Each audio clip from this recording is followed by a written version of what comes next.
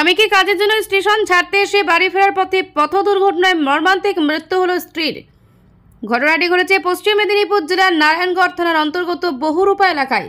জানা গিয়েছে রবিবার সকালে নারায়ণগড় ব্লকের 7 নম্বর কাশীপুর অঞ্চলের বাসিন্দা টুকু ভক্তা সাইকেলে করে স্বামী বাচ্চুকে কাজের জন্য নারায়ণগড় রেল স্টেশন ছাড়তে এসেছিলেন। মৃত টুকু ভক্তার স্বামী উড়িষ্যায় শ্রমিকের কাজ করতেন। এদিন রেল স্টেশন থেকে বাড়ি ফেরার পথে পিকআপ ভ্যান গাড়ির ধাক্কায় ঘটনাস্থলে মর্মান্তিক মৃত্যু হয় তার।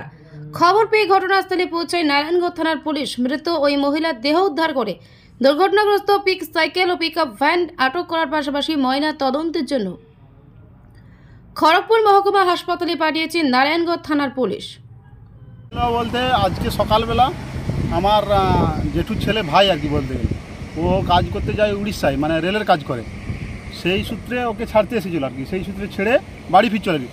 বাড়ি থেকে এসে যাওয়ার পথে একটি পিকআপ ভ্যান ধাক্কা মারে আর কি। পিকআপ ভ্যান ধাক্কা মারার ফলে সাথে সাথে ডেথ হয়ে যায়। বাড়ি থেকে কোথায় যাচ্ছিল?